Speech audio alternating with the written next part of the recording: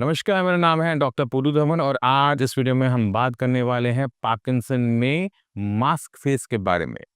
अक्सर देखा जाता है कि पेशेंट जो पार्किंसन का होता है, उसके फेस में ना एक्सप्रेशन नहीं होते। वो हँसना चाहता है, रोना चाहता है, समझ में नहीं आता। उसका फेस ऐसा लगता है जैसे कि उसने एक मास्क पहना हुआ है। एक्सप्रेशंस गायब होते हैं, गुस्से का भी एक्सप्रेशन गायब है, हँसने का भी एक्सप्रेशन गायब है। अब ये क्यों हो रहा है, किस वजह से हो रहा है, इसको समझना बहुत ज़्यादा ज़रूरी हो जाता है, क्योंकि अगर आप बीमारी की जड़ को एक बार आप समझ जाते हैं ना, तो उसको आपको ठीक करना बहुत ईज़ी हो जाएगा। आपको पता है कि आपको कौन से स्टेप लेने हैं, आपने खाने में क्या ध्यान रखना है, आपने पेशेंट के आस-पास कैसा माहौल बना के रखना है, तो बहुत सारी हेल्प मिल जाती है। तो शुरुआत करते हैं सबसे पहले कि ये हमारा मास्क फेस बन क्यों रहा है? तो अपने चेहरे की तरफ देखो, समझो ये सारी मांसपेशियाँ हैं, ये ऊपर मैं अपने भौहें हिला रहा हूँ, तो ये मांसपेशी है, हँस रहा हूँ, तो ये मांसपेशी है। तो सब जगह हमारी मसल्स हैं, जो हमारे फेस को एक्सप्रेशन देती हैं। अब पार्किंसन पेशेंट के ब्रेन में दिक्कत हो रही है। ब्रेन में क्या दिक्कत हो रही है कि उसके जो मोटर फंक्शंस हैं, वो डाउन हो रहे हैं। क्यों डाउन हो रहे हैं? क्योंकि ब्रेन के अंदर डोपामाइन रिलीज़ कम हो रहा है या फिर वो नहीं हो रहा है। अब ये जो डोपामाइन की जो सिक्रीशन ब्रेन में कम हुई है, चाहे वो स्ट्रेस की वजह से हो, चाहे वो नींद ना आने की वजह से हो, चाहे किसी भी रीज़न से हो, बट आपकी मसल्स की जो मूवमेंट है वो रिस्ट्रिक्ट होती जा रही है। तो ना सिर्फ फेस पे दिक्कत आती है, चलने-फिरने में भी दिक्कत आनी शुरू हो जाती है कि हाथ-पैर साथ नहीं दे रहे होते, ट्रेमर्स आ रहे होते हैं, बट फेस पर भी इसका असर हमें देखने को मिल जाता है। तो ये तो हो गई पार्किंसन की जड़, कि पार्किंसन की जड़ क्या है? डोपामाइन का सिक्रीशन कम होना ब्रेन के अंदर। अब हम कहने करना क्या है? तो अगर हम पार्किंसन पेशेंट की हेल्प करना चाहते हैं, सुधार लेकर आना चाहते हैं, तो हमारे पास एक ही रास्ता है। वो है ब्रेन के अंदर डोपामाइन को पैदा करना। और कोई दूसरा रास्ता नहीं है, क्योंकि उसी की कमी है, उसी को पूरा करोगे काम बनेगा। अब जो हमारा ब्रेन है ना, ये एक बहुत कॉम्प्लिकेटेड ऑर्गन होता है, सिंपल ऑर्गन नहीं है। अब ये जो कॉम्प्लिकेटेड ऑर्गन हमारा ब्रेन है, ये बना है न्यूरॉन सेल्स का। अब न्यूरॉन सेल्स क्या हैं, कुछ लोग जानते होंगे, कुछ लोग नहीं जानते होंगे। तो न्यूरॉन सेल्स जो हैं, तो आप सभी अपनी स्क्रीन पे देख रहे होंगे, ये एक न्यूरॉन सेल है। न्यूरॉन सेल क्या करता है, ये कंडक्टेंस करता है, ये आपस में कम्युनिकेट करते हैं और ये कम्युनिकेट करने के लिए बहुत सारे केमिकल्स का यूज़ करते हैं, जिसमें से डोपामाइन एक है। अब ये डोपामाइन की जब सेक्रेशन कम हुई, तो हमारा जो ब्रेन का कंट्रोल है मसल से वो जाने लगा। अब हमने इसे क्रिएट करना है, तो हमें क्या करना पड़ेगा, ये जो न्यूरॉन सेल्स हैं, इनको हेल्दी करना पड़ेगा। यानी वो सम्मान देना पड़ेगा, जिससे ये खा के कहें, "ओह! आह! मज़ा आ गया।" है ना? अब ये ब्रेन कब कहता है कि मुझे अच्छा लग रहा है या फिर मुझे कब कहेगा कि ओह! आज मेरे को अच्छा खाने को मिला, मैं आज अच्छा काम करूँगा। तो ब्रेन को चाहिए विटामिन्स, मिनरल्स और अमीनो एसिड्स और प्रोटीन। अगर हम अपनी बॉडी के अंदर विटामिन, मिनरल्स पूरे रखते हैं, अमीनो एसिड्स हमारी बॉडी में ठीक से बन रहे हैं और हम बॉडी को अच्छे अमाउंट में प्रोटीन देते हैं, कार्बोहाइड्रेट्स देते हैं, तो इसका रिज़ल्ट क्या होता है कि ब्रेन के पास एटलीस्ट कच्चा माल होता है, जिसकी वज़ह से वो अपने आप को रिपेयर कर सके, अपने अंदर सुधार लेकर आ सके। क्योंकि ब्रेन के पास एक पावर होती है, वो है न्यूरोप्लास्टिसिटी की। अब न्यूरोप्लास्टिसिटी क्या है? ये एक बहुत बड़ा कांसेप्ट है। फिर भी समझाने की कोशिश करता हूँ। ब्रेन कितना अच्छा काम करेगा, ये डिपेंड करता है कि न्यूरॉन सेल्स आपस में कितने मिले-जुले हुए रह रहे हैं। आपके स्क्रीन पे देखो, ये 2 न्यूरॉन सेल्स हैं और ये आपस में किस तरह से अपना हैंडशेक कर रहे हैं। ये जो हैंडशेक हुआ, ये जो प्रोसेस है हैंडशेक करने का, इसको आप न्यूरोप्लास्टिसिटी कह सकते हो। आपकी स्क्रीन पे सिर्फ 2 सेल थे, बट वो जो सेल है वो चारों तरफ से घिरा हुआ होता है, वो चारों तरफ से अपने हाथ-पैर को मिलाता है।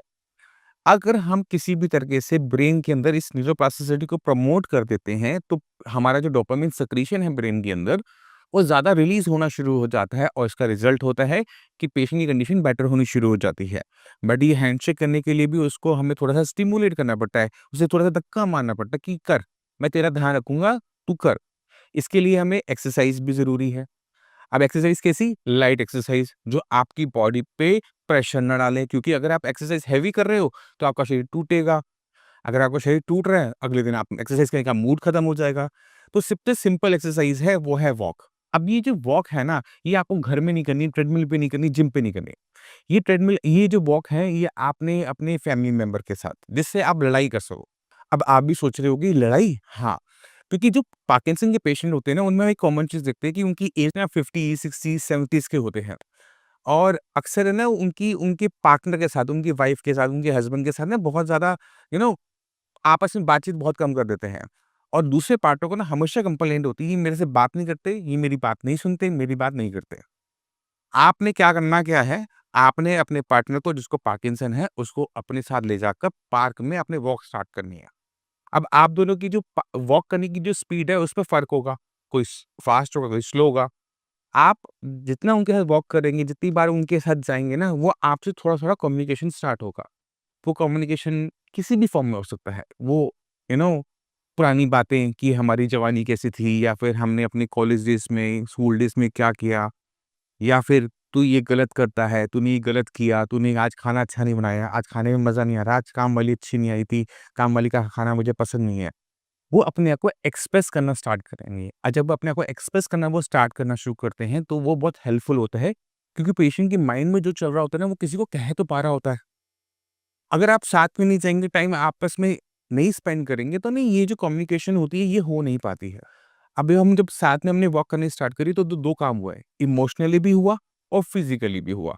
इसी वजह से हमने पार्किंसन पेशेंट को शुरू-शुरू में सिर्फ़ वॉक करवानी शुरू करनी है, कोई योगा नहीं, कुछ नहीं। जैसे-जैसे बॉडी में इम्प्रूवमेंट आनी शुरू होगी, फिर योगा, स्ट्रेचिंग, tai chi, जिस पे हम बहुत सारी वीडियो ऑलरेडी बना चुके हैं, वो आपने करना है। अब चलते हैं हॉबीज़ के ऊपर।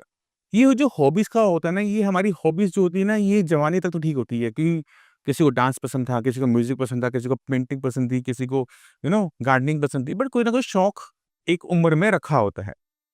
मगर जब हम अपने काम में बिज़ी हो जाते हैं, ज़िम्मेवारियाँ आ जाती हैं, ज़िम्मेवारी को निभाते-निभाते कहीं न कहीं वो हमारी हॉबीज़ पीछे रह जाती है। अब ये हमने रिटायर हो गए, रिटायर होने के बाद हमें कुछ समझ में नहीं आया, हमने टीवी चलाया और पूरा-पूरा दिन टीवी के सामने बैठ के न्यूज़ देखना शुरू किया। और अपनी जो हॉबीज़ है, उन्हें परस्यू नहीं किया। आपने वो काम नहीं किया जो आपको खुश करता है। तो हम क्या देखते हैं कि पेशेंट जो है वो रिकवर नहीं कर पा रहा होता है। तो पार्किंसन पेशेंट की जो हॉबीज़ रही हैं यंग एज के अंदर, उनको दोबारा स्टार्ट करना ज़रूरी होता है। क्यों? क्योंकि वो हेल्प करता है पेशेंट के ब्रेन में डोपामाइन रिलीज़ करने में। वो चाहे वो पेंटिंग है, गार्डनिंग है, बट किसी न किसी टाइप की हॉबी अगर आप अपना परस्यू करना स्टार्ट करते हो, तो दिन के 1-2 घंटे, 3 घंटे तो आपकी हॉबी ही आपसे ले जाती है, और उस टाइम में आप अच्छा फ़ील कर रहे हो, तो ये बहुत इम्पोर्टेंट है। तो ये आपने ज़रूर करना है। तीसरी जो सबसे इम्पोर्टेंट चीज़ है, वो है आपका खाना। अक्सर हम जब कोई बीमार पड़ते हैं ना, तो कोई ना कोई को बोलता है कि ये परहेज़ कर लो, वो परहेज़ कर लो, ये मत खाओ, वो मत खाओ, ऐसे मत करो, वैसे मत करो। तो बहुत टाइप की जो रिस्ट्रिक्शंस है ना, वो पेशेंट की बॉडी पे लगा दी जाती है। अब खाना आ रहा है उबला हुआ, उसमें टेस्ट नहीं है, मेरे को खाने का मन नहीं है, मेरे को खाने में अगर ये मिल जाएगा तो मेरा तो दिन बन जाएगा। तो ऐसी बहुत सारी चीज़ें होती हैं जो पेशेंट छोड़ देता है, या छुड़वा दिया जाता है। आपने वो काम पार्किंसन पेशेंट में नहीं करना। जितना परहेज़ देना मैं दूँगा, आप लोगों ने कुछ नहीं करना। आपने पेशेंट को जब तक यहाँ का ट्रीटमेंट शुरू नहीं हो रहा, जो पेशेंट का खाने का मन है, मान लो सपोज़ करो उसको पसंद है, छोले-राजमा पसंद है ना? कढ़ी-चावल पसंद है, देना है। जब किसी की मेडिसिन शिया से स्टार्ट हो जाती है, तो हम खट्टा बंद कर देते हैं। सिर्फ़ खट्टा बंद करते हैं, बाकी कुछ बंद नहीं करते। चावल भी खा सकता है, फ्राइड भी खा सकता है, ठीक है? कोई मनाही नहीं होती। बट जब आपका ट्रीटमेंट यहाँ से नहीं चल रहा, तो आप पे कोई रिस्ट्रिक्शंस नहीं होनी चाहिए। खाना जो आपको पसंद है, जो आपको टेस्ट देता है, जो आपको हैप्पी करता है, वो आपने लेना है। आपने बस ध्यान के रखना है कि खाने के अंदर सब्जियों की मात्रा थोड़ी-सी ज़्यादा हो। सिर्फ़ 2-4 सब्जियाँ, आलू, प्याज़, टमाटर, ये सब ना चलता रहे। उसके अलावा जो बाकी सब्जियाँ हैं, कैबेज है, घिया, तोरी, टिंडा कोई पसंद नहीं करता, बट अगर अच्छे बने हो तो आप खा सकते हैं। और हमारा जो एग्स हैं, अगर आप नॉन-वेज खाते हैं तो नॉन-वेज, जो चीज़ आप शौक से खाते हैं उसको अपनी डाइट के अंदर थोड़ा-सा ज़्यादा मात्रा में खाइए, बट सब कुछ खाइए। क्योंकि अगर आपको खाना अच्छा लग रहा है, तो आपके ब्रेन में डोपामाइन रिलीज़ हो रहा है। अगले टाइम के खाने के लिए आप अपने आप को एक्साइटेड समझ सकते हो, क्योंकि पार्किंसन पेशेंट से पूछो ना आपको क्या पसंद है? कुछ नहीं पसंद, जो देते हैं मैं खा लेता हूँ, ये रवैया होता है उनका। तो ये रवैया को बदलने के लिए आप लोगों ने क्या करना है, क्योंकि हर किसी को पता होता है कि सामने वाले को क्या पसंद है, किसी को भिंडी पसंद है, किसी को बैंगन पसंद है। जो उसको पसंद है, वो थोड़ा-सा उसको फ्रीक्वेंटली खिलाते रहो, सामने रखते रहो। पेशेंट जब 1 रोटी से ज़्यादा 2 रोटी खाना है, 1 रोटी बढ़ा दे अपनी, तो समझो कि पेशेंट पे आपका ट्रीटमेंट काम कर रहा है। तो ये तो हो गई वो जो बदलाव आपको अपने रहन-सहन में करना होता है, बट इसके साथ-साथ हमें अपनी मेडिसिन्स पे भी ध्यान देना पड़ता है। क्योंकि अगर हम सोच रहे हैं कि सिर्फ़ रूटीन चेंज कर लेने से या फिर खाना-पीना बदलने से पार्किंसन ठीक हो जाएगा, ऐसा भी नहीं है। हमें अपने खाने-पीने के साथ-साथ अपनी मेडिसिन्स का ध्यान रखना पड़ता है, क्योंकि ब्रेन के अंदर जो न्यूरोप्लास्टिसिटी है, वो विदाउट मेडिसिन नहीं हो सकती। विदाउट मेडिसिन डोपामाइन की सिक्रीशन में सुधार नहीं देखने को मिल सकता। अब मैं चाहता हूँ कि आप कुछ पार्किंसन पेशेंट से मिलें, तो आपको बहुत क्लियर कट आइडिया मिल जाएगा कि जो पार्किंसन के बारे में बताया जाता है कि ना ठीक होने वाली बीमारी है, ये रिकवर नहीं हो सकता, वो सब कुछ हो सकता है, मगर उसके लिए एक अच्छी अप्रोच चाहिए। सिर्फ़ मेडिसिन खा लेने से अगर आप सोच रहे हैं ट्रीटमेंट हो जाएगा, तो वो भी नहीं है। अगर आप सोच रहे हैं कि अपनी एक्सरसाइज़ करने से काम बन जाएगा, तो वो भी ठीक नहीं है। जब हम सब कुछ इकट्ठा करते हैं, तो कुछ ऐसे रिजल्ट्स मिलते हैं। नमस्कार, मेरा नाम है डॉक्टर पुरुधमन और आज मैं मिलवाना चाहता हूँ रेणु जी से। रेणु जी को 2023 से पार्किंसन रहा है, तो चलते हैं रेणु जी के पास, पूछते हैं कि उनका एक्सपीरियंस बीमारी के साथ और हमारे साथ कैसा रहा। तो पहले तो ये बताओ कि मतलब ये पार्किंसन आपको कब शुरू हुआ था?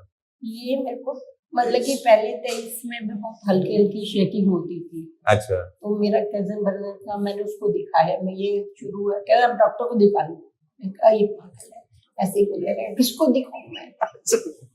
तो फिर जब ज़्यादा बढ़ा ना, हाँ।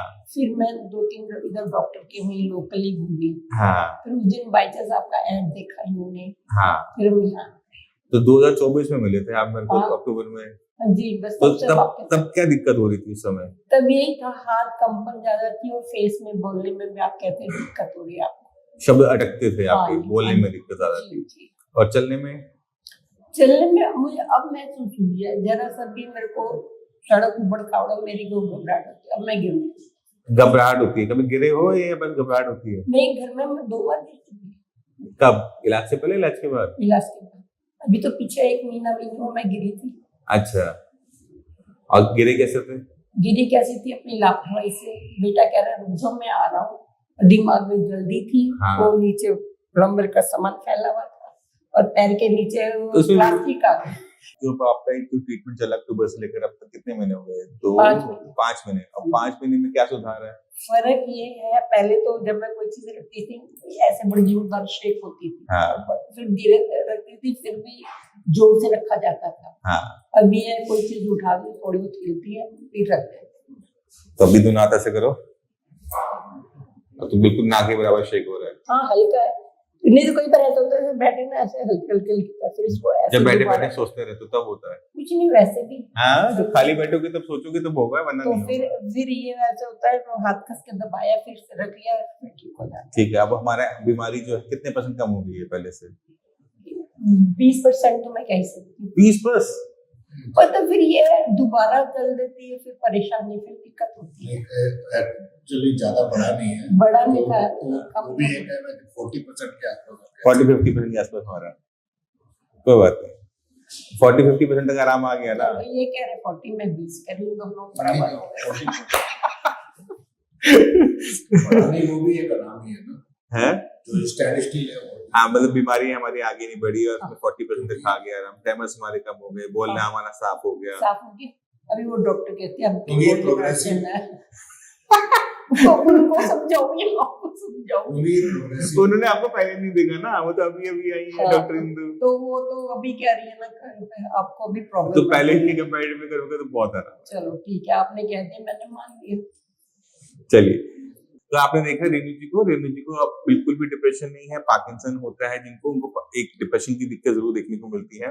कुछ मिशाज तो ये है ही और हमें भी बहुत आसानी है। तो उम्मीद करते हैं कि ये इनकी जो सेहत हमने पाई है पिछले 5-6 महीनों की मेहनत में, वो बनी रहे, अच्छे से खाती रहे, अच्छे से सैर करती रहे, ठीक है, और अच्छे से लड़ती रहे। डॉक्टर आपसे नहीं लड़ सकती। अरे लड़ने के लिए ये क्या हुआ? मतलब ये मेरे लाइफ का सबसे अच्छा इंटरव्यू रहा होगा जहाँ पर पेशेंट ना, मतलब हंसमुख एकदम बढ़िया एकदम, है ना? मैं इनसे लड़ लेती हूँ, मैं सबसे लड़ नहीं सकता। अच्छा। वो पति देव है ना? पति देव है, जब झाड़ते ना फिर चुप कर देते, पति देव है वो पता।